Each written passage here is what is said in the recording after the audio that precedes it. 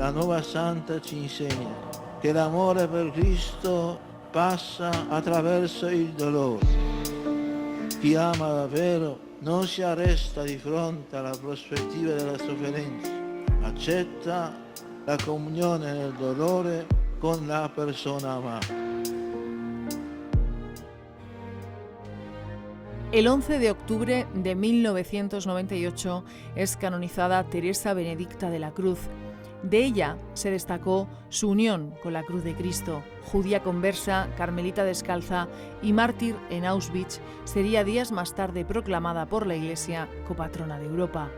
Pero ¿qué esconde la vida de esta mujer alemana de origen judío, de ojos grandes y mirar profundo?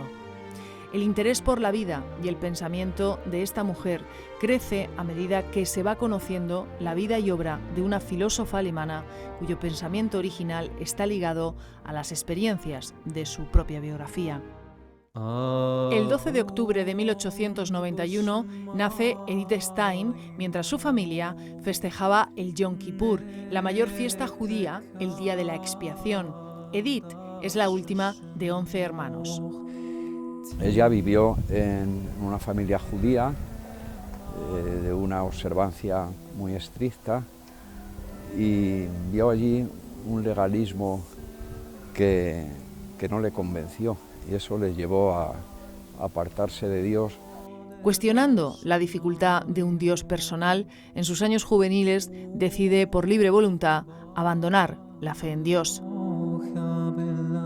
Cuando la Universidad Alemana acaba de abrir sus puertas a las mujeres, el interés de Edith Stein por las cuestiones humanas le llevan a iniciar sus estudios en psicología, aunque ahí encontrará su primer desengaño. Y estudió allí en Breslau, en su ciudad natal, pero cuando se trataba de psicología, por ejemplo, pues le decepcionó bastante. Era una psicología sin alma, decía ella.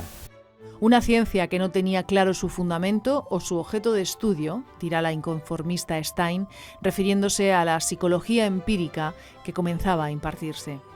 Entonces eso provocó una crisis existencial y por esos años es cuando Husserl había publicado en 1900 las investigaciones lógicas. Matemático y filósofo Edmund Husserl inaugura al principio del siglo XX una corriente de pensamiento que devolvía al conocimiento cierto sentido común que había quedado nublado por corrientes como el idealismo o el positivismo, que hasta ese momento dominaban toda la ciencia y la cultura. Emerge entonces una nueva perspectiva que ha influido notablemente en la filosofía y las ciencias sociales hasta nuestros días. La fenomenología y su método cautivaron a Edith Stein.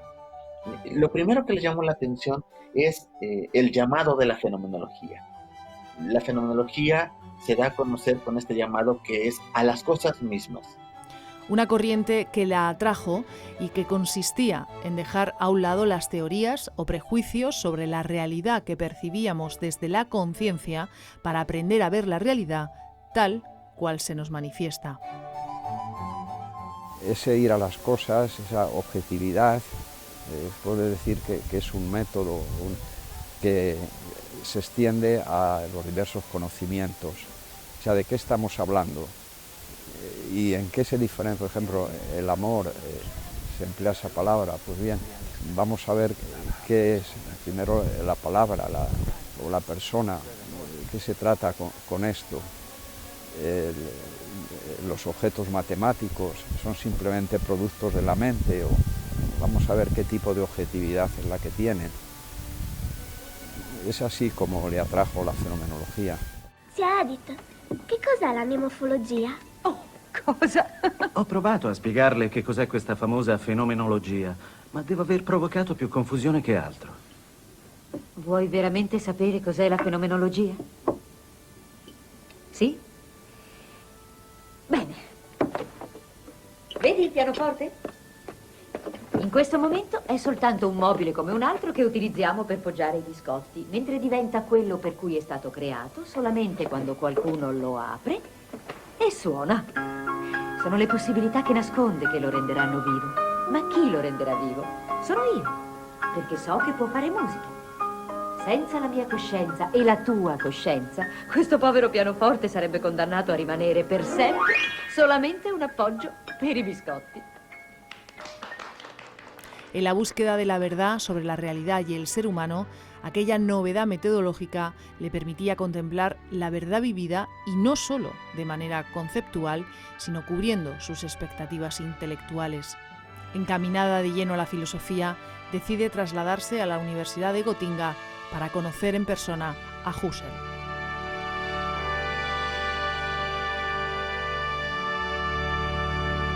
El gran acontecimiento de la Primera Guerra Mundial irrumpe de lleno en la sociedad. Movida por su sensibilidad, Edith Stein interrumpe sus estudios para prestar servicio como voluntaria de la Cruz Roja durante la contienda bélica.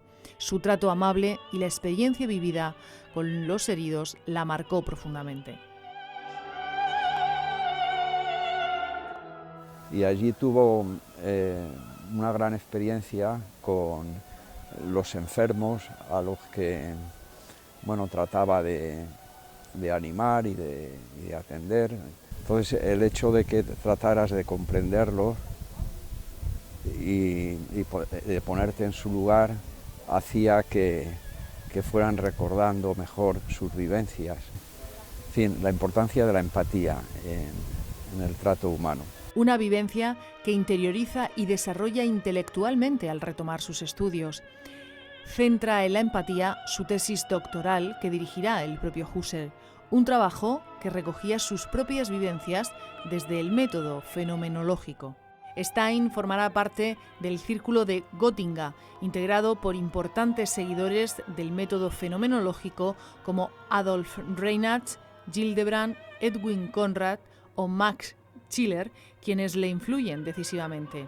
La sintonía intelectual con su maestro Husserl, de quien fue su asistente, se desdibujará años después, aunque todos, y de modo especial, Stein mantendrá siempre una relación de afecto y estima por él.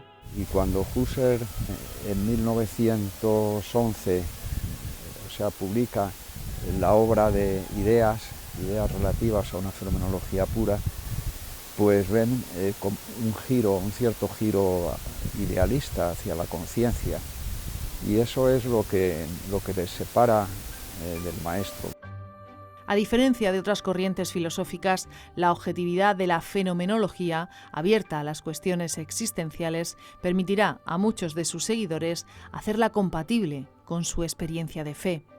Husserl hace una broma que es bien interesante. Decía Husserl que la Iglesia Católica debería haberlo canonizado. Y tiene razón, no en que la Iglesia debería canonizarlo, sino más bien en que es verdad que muchos fenomenólogos se abrieron sus investigaciones hacia el campo de los fenómenos religiosos. La trayectoria existencial de Stein y su búsqueda apasionada de la verdad la conducirán a un mayor acercamiento a la fe católica. En su autobiografía destacará algunas experiencias que le influyeron, como la que vivió con 25 años, en 1916, mientras visitaba la Catedral de Frankfurt. Mientras estábamos allí, en respetuoso silencio, entró una señora con su cesto del mercado y se arrodilló profundamente en un banco para hacer una breve oración. Esto fue para mí algo totalmente nuevo. Aquí llegaba cualquiera en medio de los trabajos diarios a la iglesia vacía, como para un diálogo confidencial. Un año más tarde se sorprenderá ante la fe de su gran amiga, la también filósofa Edwin Conrad, por el modo esperanzador de afrontar la muerte de su marido. Su mundo interior se tambaleaba, Dios y su misterio irrumpían con aquel testimonio personal. Este fue mi primer contacto con la cruz y con la virtud divina que comunica a los que la llevan. Por primera vez vi palpablemente ante mí la iglesia nacida de la pasión redentora de Cristo en su victoria sobre el aguijón de la muerte. Fue el momento en que se quebró mi incredulidad, palideció el judaísmo y apareció Cristo en el misterio de la cruz. Edith Stein miraba con desilusión los límites y la relatividad de la filosofía. El coraje por la verdad la mantenían en tensión. Durante el verano de 1921, en la biblioteca de unos amigos, encuentra un libro que despierta su interés. Es el libro de la vida de Teresa de Jesús. De una sentada pasa la noche leyendo a la Santa de Ávila. Su pensamiento es iluminado por aquellas letras que de algún modo parecían completar con claridad sus propias intuiciones. Agarré a la buena de Dios y saqué un voluminoso libro. Llevaba por título Leben der Heiligen, Theresian van Ávila, Vida de Santa Teresa de Ávila, escrita por ella misma. Comencé a leer y quedé al punto tan prendida que no lo dejé hasta el final. Al cerrar el libro, dije para mí, esto es la verdad. A partir de ahí, compra un catecismo, un misal y se sumerge en el conocimiento de la fe católica. Una nueva vitalidad recorre sus venas mientras camina en su preparación interior e intelectual que la llevarán a bautizarse la Iglesia Católica el 1 de enero de 1922, tomando el nombre de Teresa.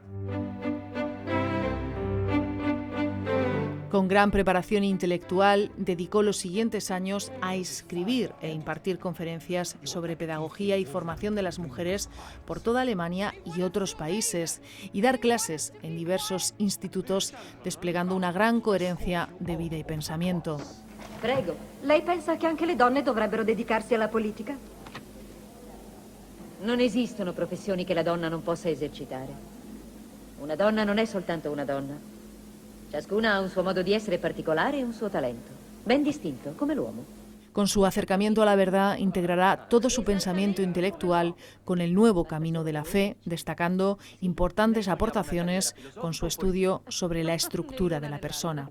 Edith Stein define a la persona como si esto fuera algo propio de la persona. Dice, la persona es un buscador de Dios. La persona es un sujeto humano que intenta ponerse en contacto con Dios, que lo busca. No dice si necesariamente lo encuentra, dice que lo busca. Se abren así nuevas perspectivas sobre la fundamentación de la persona.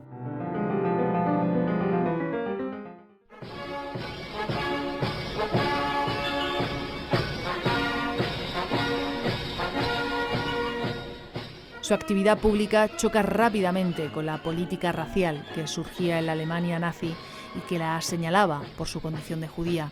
Edith Stein entiende que es el momento de responder al encuentro con Cristo, dándose por entero a Él, consagrándole su vida. Solicita con humildad ser admitida en el Carmelo de Colonia. A partire da oggi il tuo nome sarà Suor Teresa Benedetta della Croce. Teresa come la santa che ti ha aiutato nella conversione, della croce per la croce che desideri portare.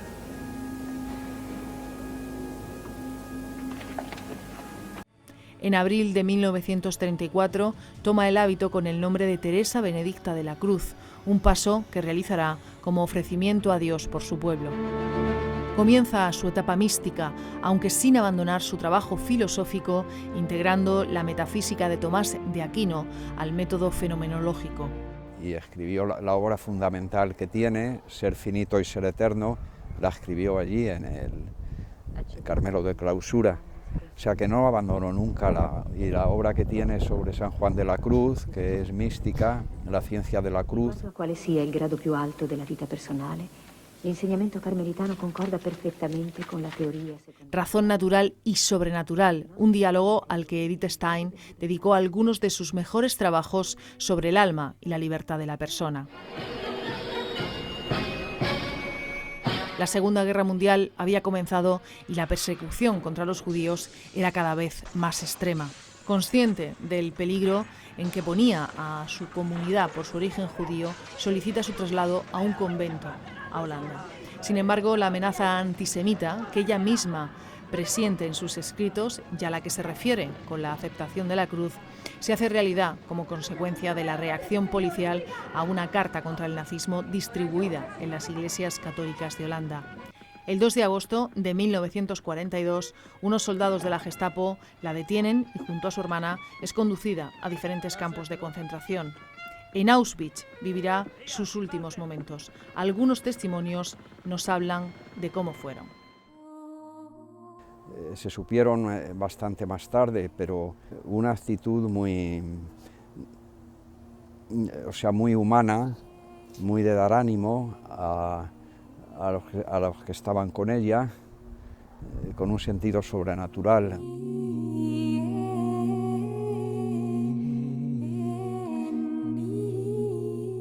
El legado de Edith Stein nos ha dejado muestra de una vida en continua búsqueda del misterio, equilibrada, coherente, con pensamientos luminosos y originales sobre el ser humano, la empatía, la educación, la mujer o la integración de ciencia y fe de gran riqueza para creyentes y no creyentes.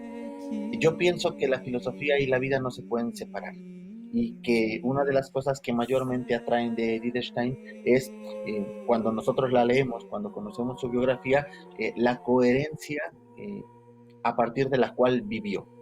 Como buscadora de la verdad, Edith Stein explora desde la fe y la filosofía el salto que todo ser humano puede dar a la trascendencia. Porque lo que quiere mostrar es que desde nuestra finitud, desde nuestra temporalidad, podemos darnos a la tarea de conocer ese ser eterno que nos trasciende. Me parece que sigue abriendo caminos en el campo intelectual, en el terreno del trato humano y de la coherencia entre la fe y la vida. Una visión completa, trascendente del ser humano que hoy, más que nunca, es necesaria para nuestro tiempo.